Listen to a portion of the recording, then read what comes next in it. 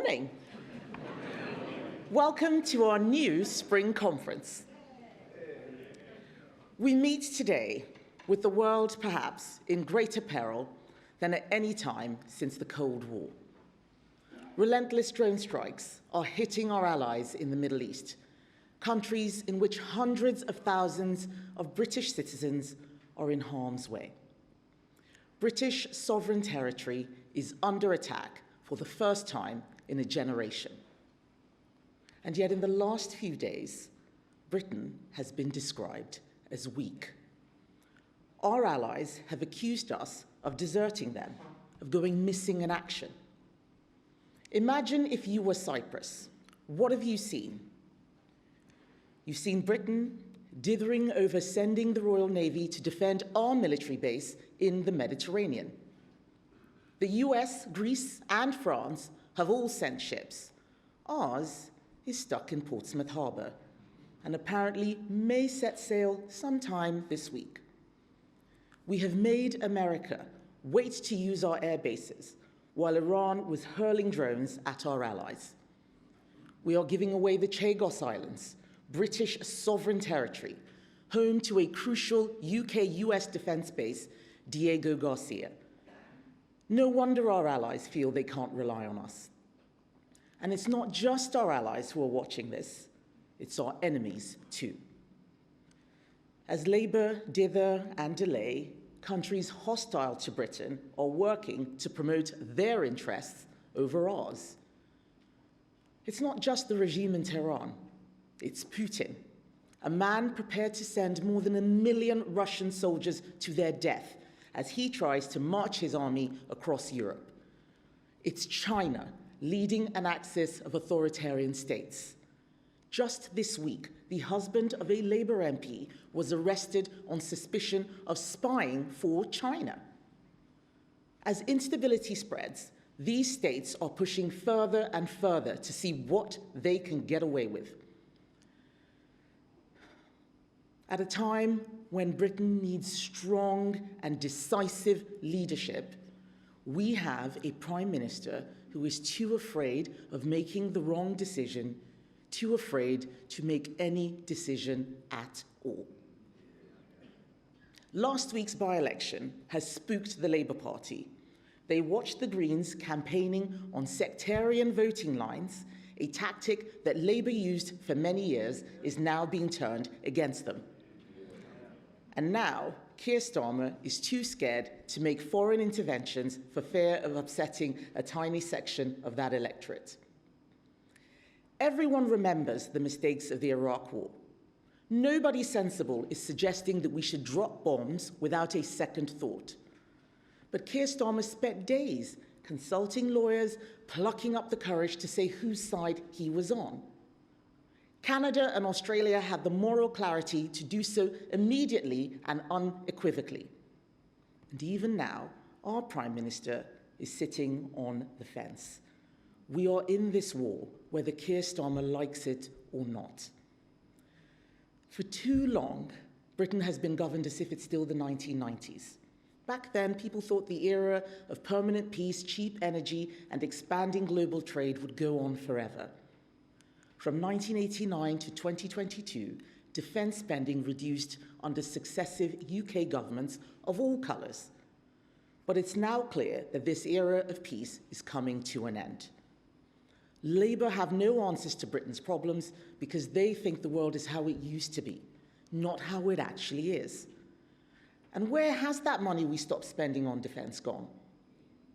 Before the Second World War, 1 in every £7 the government spent went on health and welfare.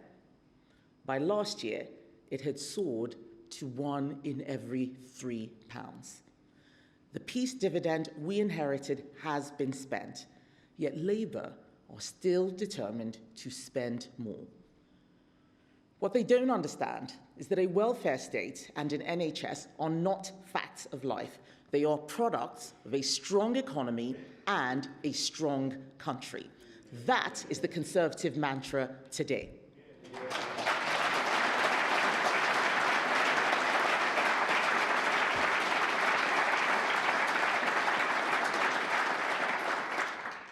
Public services need growth and economic security. We cannot have economic security without national security. If people in Britain cannot go to bed knowing that the country is being defended, then nothing or little else matters. Donald Trump has made it very clear that America is not going to continue to fund NATO's defense of Europe. The world has changed and it is not going back. Britain must start spending 3% of GDP on defense. Every serious person in our military says this. Every serious country in the world is moving that way. But instead of prioritizing defense spending, Labour have chosen to spend yet more money this country does not have on lifting the two-child benefit cap. We introduced that cap because we believe that people claiming benefits should face the same choices when it comes to having children as everyone else.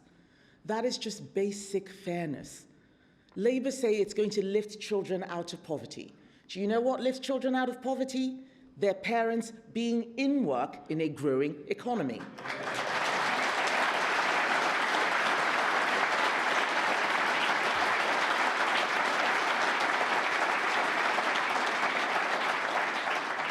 Right now, those parents are living in a country where unemployment is surging, where the cost of living is increasing because of soaring energy prices. You bring these people out of poverty by fixing these things, not by giving them handouts. Last June, we offered Keir Starmer our support in the national interest to pass welfare cuts so that he could spend more on defence. But he declined. He spends all his time strutting the world stage at summits and international conferences. But the fact is, he's not even strong enough to win a war with his own backbenchers. He is a political hostage, held at the behest of a load of half-rate left-wing MPs, none of whom grasp the seriousness of the world that Britain is now in. While the rest of the world rearms, they are playing student politics. Today's Labour Party is nothing like the patriotic Labour Party of yesteryear. In the 1950s, Nye Bevan warned about Britain not having a nuclear deterrent. He described it as the UK being sent naked into the conference chamber. Well, today it's happening again. We are not deterring missile strikes against our bases. The man who wrote Labour's defence review, Sir Richard Barrons, has said the UK is trapped in a conspiracy of stupidity because politicians aren't willing to make the case for cutting public spending to fund defence. Well, we are willing to make that case. It is Labour that is trapped in a conspiracy of stupidity. That's why yesterday I announced that the next Conservative government would reinstate the two-child benefit cap and spend that money on defence.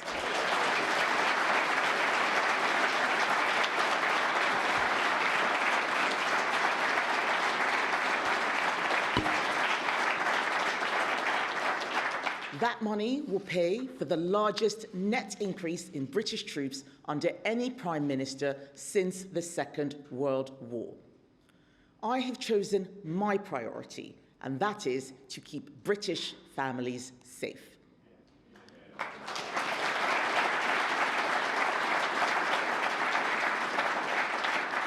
These reinforcements will join thousands of brave servicemen and women, and I want to pay tribute to them for everything they do for our country, day in, day out.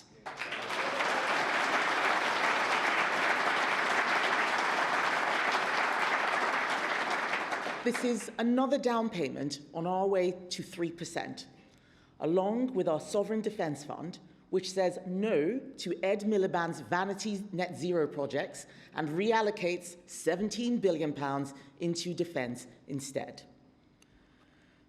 As Rachel Reeves stood up to speak at the Spring Statement this week, oil and gas prices around the world were spiking. Price rises that have already made it more expensive to fill up your car and will very soon hit your energy bills too. The UK only has enough gas storage to last for 2 weeks. Mark my words, a price shock is coming. And when it does, It won't just hit our pockets, it will have a huge impact on Britain's borrowing costs too. Mortgage rates are already going up, and it will make everything government does more expensive. Yet in that statement, Rachel Reeves had nothing to say about the financial risk we now face. Do you know what her excuse was? The OBR document had already gone to the printers. Does she really think investors are going to say, okay, fair enough? Rachel Reeves is astonishingly naive. While she claims to be providing stability, Britain is paying more to borrow than Greece, more than Morocco. Investors have no faith in her to balance the books. They can see that she is not willing and not able to cut Britain's debt. Ladies and gentlemen, there are a frightening number of people in our politics, on the Labour benches, in the Greens and the Lib Dems, who genuinely think that His Majesty's government doesn't need to pay its debts. These silly people are either too young to remember the 1970s or too foolish to have learned the lessons. Well, let me tell them, if we do not cut borrowing, Britain will go bankrupt. There is only one party interested in preventing that, and that's the Conservatives.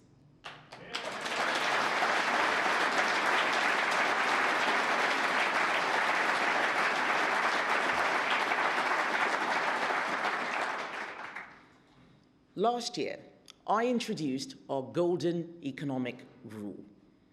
For every pound we save, 47 billion and counting, we will put at least half to paying down the deficit, cutting the civil service, slashing the welfare bill, reducing overseas aid. The rest of the money we save, we will spend on making this country stronger. These are difficult choices for difficult times, but we must make them, because every moment we continue to spend our children's inheritance is a moment of failure. No one else in British politics is going to take these hard choices. Nigel Farage has said Vladimir Putin is the world leader he most admires. He blames NATO for the invasion of Ukraine. Reform's last leader in Wales is in prison for taking bribes from Russia. These people are not going to keep Britain safe.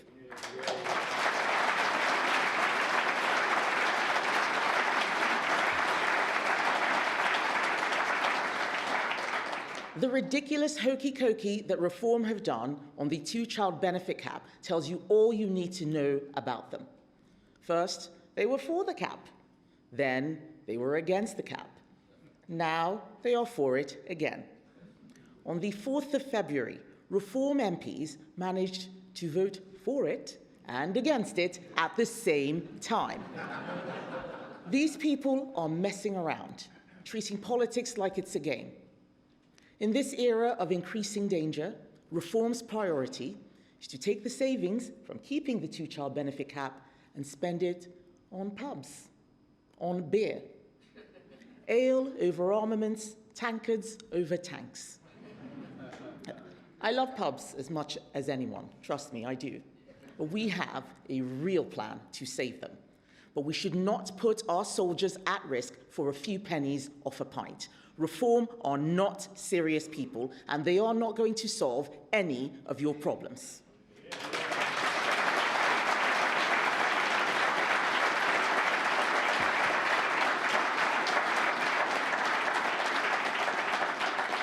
And it's the same with the others. The Green Party leader only wants to make two things bigger, and neither of them is our army. In fact, the Greens want to scrap our nuclear deterrent. They want to leave NATO. To be honest, I have no idea what the Lib Dems think, and I don't think they do either. This isn't just about defense abroad. We are also very clear what it is we are defending here at home, the Britain we are fighting to conserve. We are defending our values, our democracy, our education system, which Labour is currently trashing. We are defending our countryside so that our children get to enjoy it the way we did. Our high streets, the places that hold our towns and villages together, not letting them turn into grotty, crime-ridden streets full of nothing but vape shops. We are defending people's ability to go to their local pub, to have a laugh, to have a good time. We are defending our culture of humour, tolerance and free speech, and yes, even queuing. We're defending that. We are defending standards and behaviours. A country where a young girl can walk down the street without someone harassing her.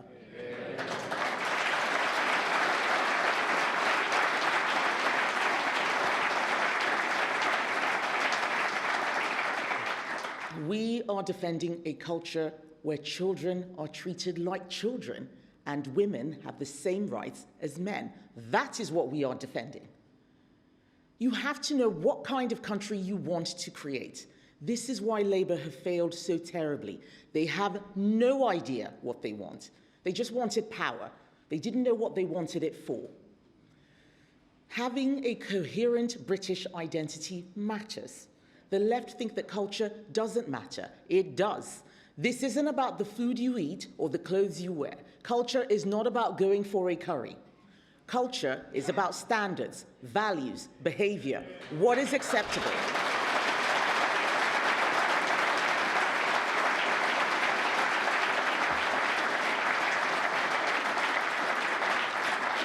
Culture is about what is acceptable and what is not. We have allowed too many people to come to this country who do not share our values. We have become too tolerant of people who treat our country as somewhere to live rather than a place to belong. Britain must be built around a common culture and a common identity. Newcomers should join our country, not try to change it. That's why last Monday I launched our New Culture and Integration Commission. It will set out the culture that we want people to assimilate into, what we expect, and what we will enforce.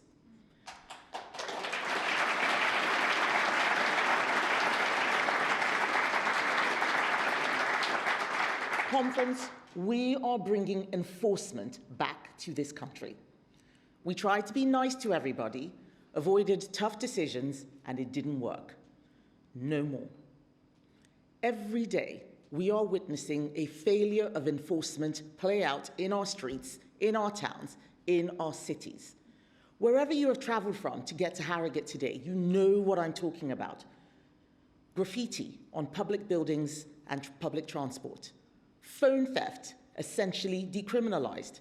The stench of cannabis wafting down a high street of boarded-up shops. The places we live in are going backwards and people feel miserable and helpless. Some people will tell you that this is all about the economy, but that's only half of it. Britain's towns and cities are getting worse because the people making them worse are not being punished.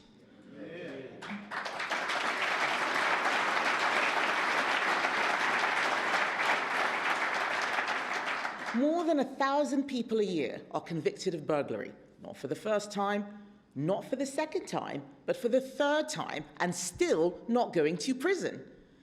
People are brazenly walking out of shops with armfuls of stolen goods. Drugs smoked openly in front of the police. A small number of people are making life a misery for everyone else because they are being allowed to. For too long, we have worried more about the rights of these criminals than stood up for the rights of victims. No more.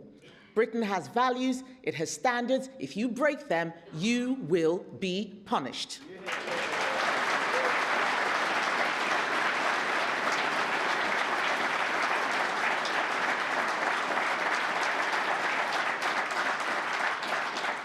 That's why one of the first things that we will do in government will be to hire 10,000 more police officers. And I will make it very clear to them that their job is to catch criminals. Right now, crimes are going unreported because people know nothing will happen. Shoplifters, phone thieves, violent thugs getting away with it. Just 1 in 20 crimes is being solved in Britain today. It's shocking. And it's not just about catching people, it's about preventing crimes in the first place. That's why we are going to triple stop and search and take knives and drugs off the streets. It works. We should be doing it. We will do it.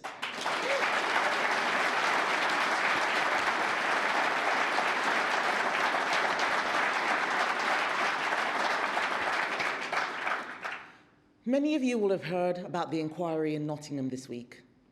3 people who were brutally murdered by a man with severe mental health problems who 2 years earlier had handed himself to MI5 for sectioning, but was sent home, who 9 months before had assaulted a policeman, triggering an arrest warrant that was still outstanding when the attack occurred.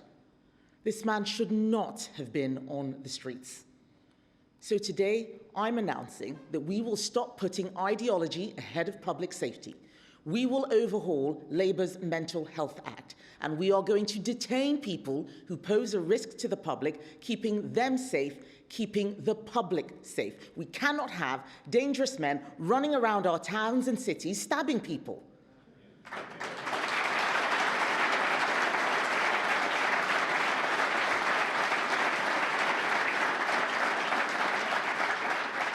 Ladies and gentlemen, this was not a one-off. There was one in Edinburgh this week, another one in Birmingham.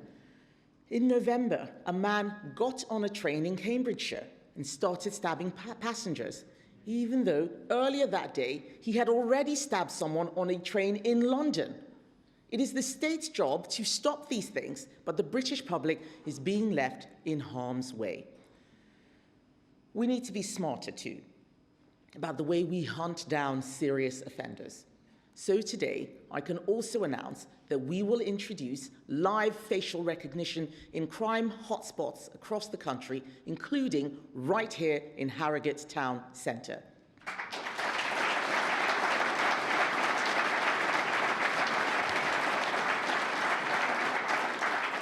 We believe this will help catch 24,000 wanted criminals. It's not just dangerous crime we're going to stop. Why should we put up with people in balaclavas riding e-bikes and e-scooters on our pavements? What kind of country simply allows this to happen? So today, I am announcing that Conservatives will mandate police intervention and enforce increased penalties. And we will also mandate police enforcement of our drug laws.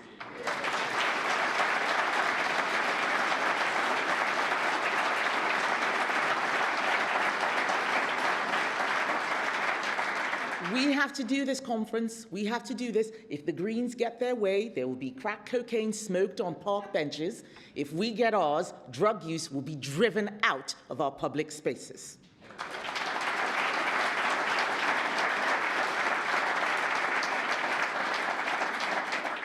Quite often, wrongdoers need to be fined. Sometimes they need to go to prison. But at other times, it's much quicker and much more useful for lawbreakers to be forced to put right what they've done wrong. That's why my team has also devised a plan for new immediate justice community sentences, where someone committing a lower level offence can be made to clean up graffiti, our streets or our parks by police immediately. Not go through a lengthy court process while someone at the council is paid to clear up that mess out of your taxes.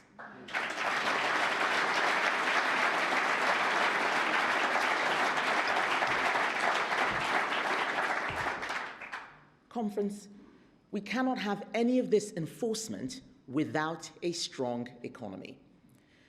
If we want to pay to defend ourselves, to look after people when they're sick, to keep Britain's streets safe, we are going to have to get Britain working again.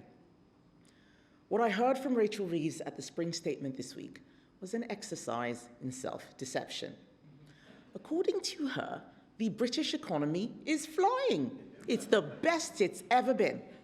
I have no idea what planet she is living on or which unidentified flying object she has mistaken for our economy, because it is not flying. She says the number of people in work is increasing. What is she talking about? Unemployment is at its highest rate since the pandemic. She uses these sham figures to try to convince us I think even trying to convince herself that everything is rosy. The truth is that youth unemployment is now higher in the UK than the EU for the first time ever. When was the last time she spoke to a new graduate looking for a job in the worst recruitment market on record, caused by Labour's jobs tax? She boasts that the Bank of England has been cutting interest rates. It would have cut them faster if she hadn't spiked inflation with billions of pounds of taxes and spending. She claims the economy is growing. Growth forecasts have been slashed for this year. I wonder why that is. According to the OBR, incentives within the tax system constrain economic activity. Let me spell that out for Rachel from Customer Complaints. What that means is more tax equals less growth.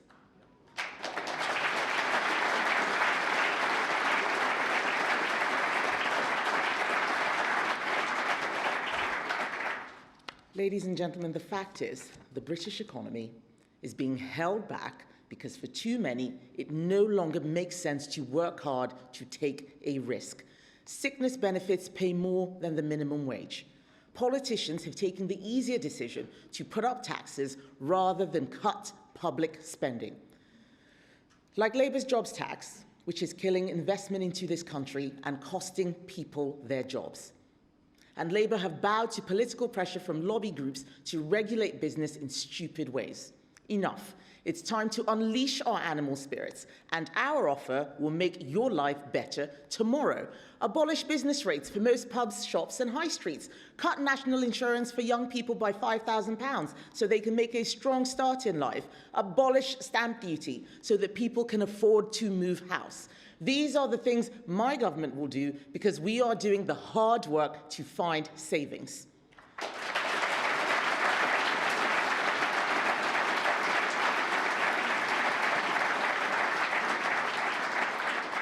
If we want Britain to grow, we need to be an aspirational society where young people feel they can get on in life. A huge part of this is about skills. Every year, hundreds of thousands of young people make the decision to go to university because they think it's going to give them a leg up in life. But the reality for many is that all they leave with is debt. Debt they will never pay off. The Leo study has been tracking graduate earnings for more than 2 decades, and we can see in black and white which degrees are worth it and which are not. We can see it in our welfare system. 700,000 graduates are on out-of-work benefits. It's astonishing. And it's happened because universities get paid whether their graduates do well or not. No one in politics has been prepared to say no. The government will not continue to fund these rip-off courses. I say enough. We are going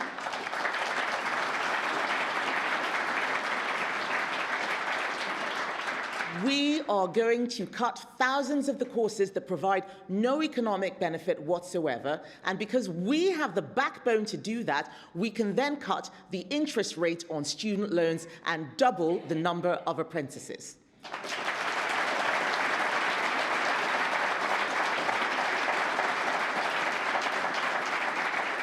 We want to see apprentices in the careers of tomorrow, defence, tech, sectors in which there will be opportunities. No one else in politics is talking about opportunities for young people. No one else is bothered about sorting out unfair student loans. We are.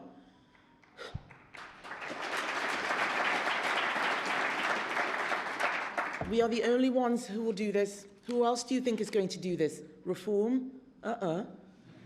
They think that if you bring back smoking in pubs and nationalised industry, it will bring back the good old days. No, it won't. Reform have absolutely no idea what they want Britain to look like in the 2030s. I do.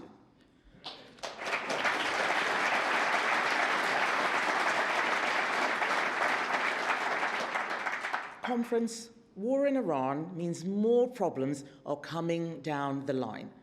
An oil price shock that will play havoc with the economy. I honestly don't know what more it will take for other parties in Britain to realise that we cannot continue with the net zero plans that don't work and rely on imported oil and gas with a higher carbon cost. Yet Labour press on with their net zero nonsense. I've talked about hard choices today, but this one is an absolute no-brainer. We have to drill our own oil and gas now.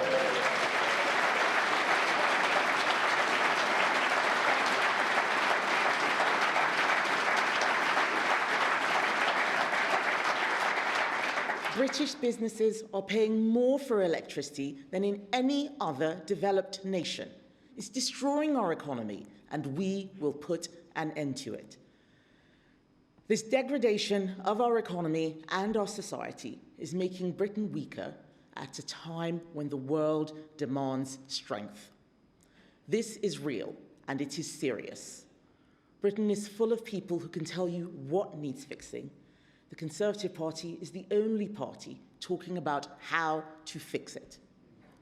Do not listen to the people who want to get your vote by telling you that everything is irretrievably broken. It's not. Britain is a great country.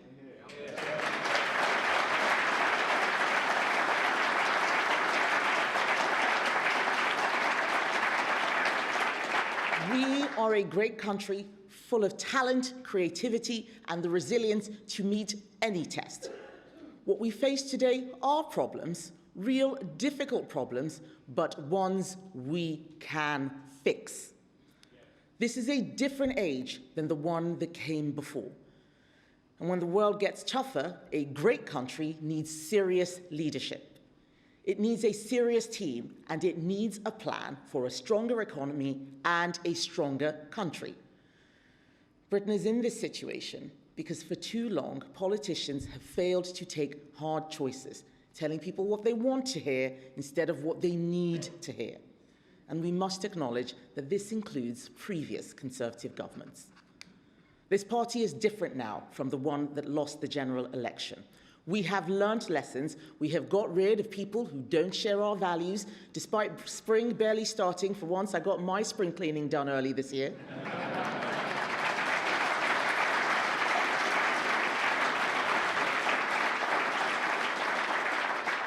Ladies and gentlemen, there is only one Conservative Party, and that Conservative Party is back.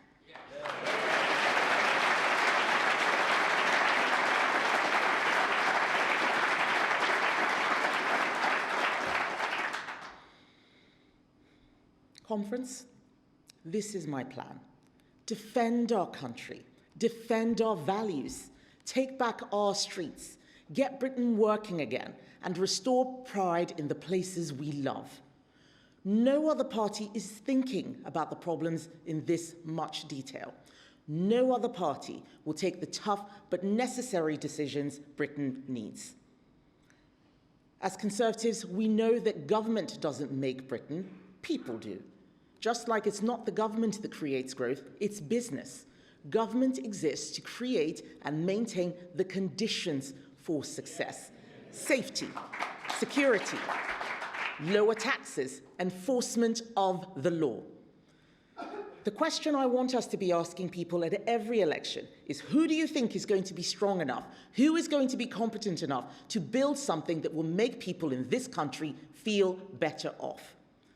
It doesn't matter who you are. I can guarantee you that if people feel that they can get on in life, start a family, buy a house, build a business, if they live in a country that feels safe and familiar, in villages, towns, and cities where the law is upheld, they will live happier lives.